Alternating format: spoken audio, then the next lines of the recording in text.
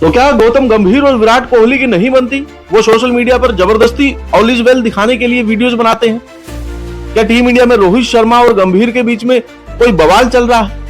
क्या champions trophy के credit को लेकर इंडिया में सवाल है? क्या बॉर्डर गावस्कर सीरीज को लेकर गंभीर को निकाले जाने की बात चल रही थी? क्या इंडिया को पाकिस्तान से क्रिकेट खेला जाना चाहिए?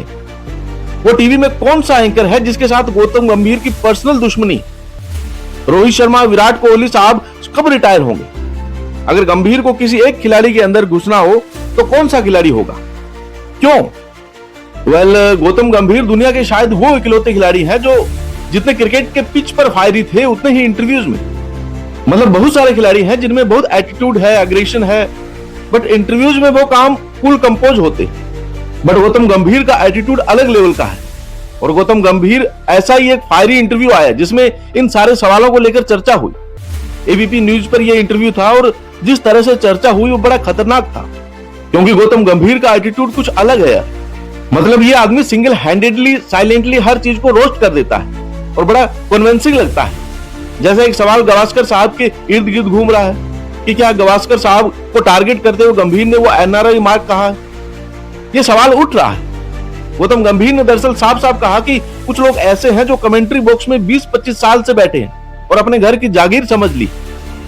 चैंपियंस ट्रॉफी में पैसा बांटने से लेकर वो मेरे कंट्रीब्यूशन पर लगातार क्वेश्चन करते। लेकिन भाई साहब, मैं आपको क्लियर कर दूं कि मैं आपकी तरह नहीं जो एनआरआई बन के इंडिया में मौज काटता है, इंडिया में टैक्स के पैसे बचाने के लिए यहां से बाहर चला जाता है और फिर 11:55 पे एंड करता है ताकि बाहर के 180 दिन दिखा सके।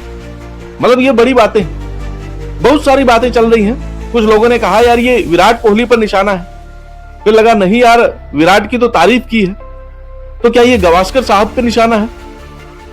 अगर है तो क्या गावस्कर साहब जो है वो इंडिया के सिटीजन नहीं, वो एनआरआई हो चुके हैं? क्योंकि सवाल जो है वो 20-25 साल वाला गावस्कर साहब के इर्द गिर्द ही जा रहा था कि गावस्कर साहब पर क्या ये निशाना साधा गया, ये बात चल रही। लेकिन एनआरआई में बात से थोड़ी कंफ्यूजन पैदा हो गई। बाकी चीजों को लेकर तो उन्होंने कहा, गंभीर ने साफ साफ कहा जिनके घर शीशे के हो भाई साहब वो पत्थर मत मारे। खुलकर कहा कि टैक्स बचाने वाले जो किसी लॉबी का हिस्सा है उनको बता दे, मैं लॉबी का हिस्सा नहीं हूं। मतलब बड़ी बात है यार। ये कमेंटेटर को लेकर गंभीर ने बहुत तीखा बोला और इतना तीखा आई डोंट थिंक कि कभी किसी इंडियन कोच ने अपने इंटरव्यूज में इस तरह से कहा होगा। बट गंभीर ने कहा तो वो बात बड़ी दूर तक गई, बहुत दूर तक गई। गंभीर ने 2025 चैंपियंस ट्रॉफी में क्रेडिट को लेकर भी कहा। उनसे फिर पूछा गया कि भाई साहब एक छक्का मैच जिताया, तो कहते हैं नहीं यार ट्रॉफी वॉफी मैंने नहीं जीती है, ये किसी कैप्टन ने नहीं जीती, किसी प्लेयर ने नहीं जीती, हम सब ने मिलकर जीती। मतलब ये वाली बात थी, उन्होंने सबकी तारीफ की। लेकिन फिर बॉर्डर गावस्कर सीरीज में सिर्फ असिस्टेंट कोच को क्यों निकाला गया, ये वाला सवाल उनसे नहीं पूछा गया। पूछा जाना चाहिए था कि अगर लड़े तो जीते नाम सरदार का, तो फिर असिस्टेंट कोच कैसे जिम्मेदार था बॉर्डर गावस्कर हारने के लिए?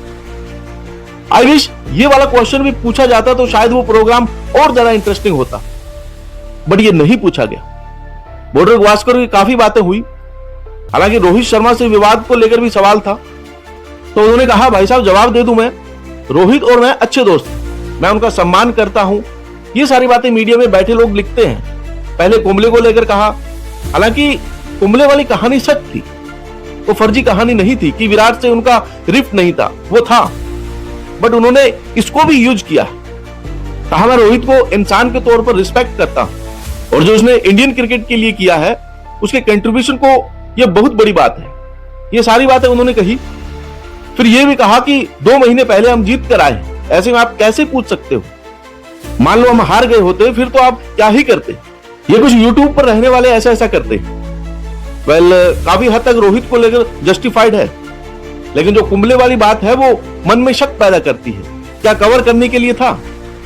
फिर एक सवाल पूछा गया कि भाई साहब बीसीसीआई जो है वो आपके और विराट कोहली के रील्स बहुत लगा रहा है, तो क्या ये दिखाने की कोशिश है कि आप दोनों के बीच में ऑल इज वेल है? तो उन्होंने कहा यार दिल्ली के 2 लौंडे हैं, खुश है, क्या दिक्कत है भाई?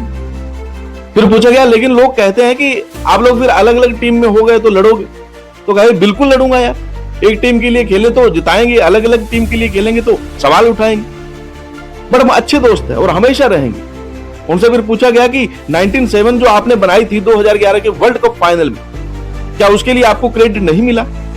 वो कह रहे हैं यार नहीं, काफी क्रेडिट मिला, लोग बहुत प्यार देते हैं। क्रेडिट सिर्फ जिन्होंने नहीं दिया वो अब इसके बारे में रोना गाना करते हैं। मुझे लगता है कि ब्रॉडकास्ट मीडिया के अलावा सबने क्रेडिट दिया है। मैं जहां जाता हूं प्यार मिलता है, ये बड़ी बात। उन्होंने बार बार इस बात को लेकर कहा कि यार प्यार मिल रहा है, चीजें बेहतर हैं, अच्छी बात है। फिर यह भी पूछा गया कि अगर किसी एक खिलाड़ी के अंदर जाना हो तो किसके अंदर जाओ? तो कहा यार विराट कोहली। पूछा क्यों? बोला फिट बहुत है। बट ओवरऑल गंभीर का ये इंटरव्यू कई वजह से चर्चा में रहा। एक पाकिस्तान को लेकर उनका स्टैंड भी बड़ा सख्त था कि देखो गाना बजाना, नाचना गाना जो है वो चलता रहेगा। इंपॉर्टेंट ये है कि अगर गवर्नमेंट कोई स्टैंड ले रही है तो उस स्टैंड पर कंटिन्यू होना चाहिए।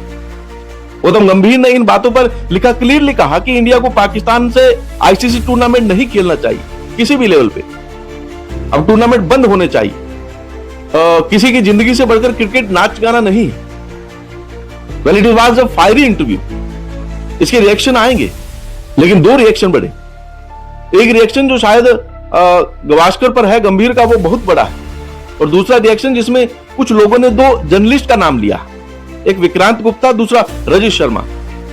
आई थिंक वो रजत शर्मा सर पर शायद ज्यादा है, क्योंकि रजत शर्मा जी ने इसको लेकर टिप्पणी की थी गंभीर पर जब विराट कोहली वाला विवाद हुआ था। सो हो सकता है शायद वहां से भी कोई रिएक्शन आए।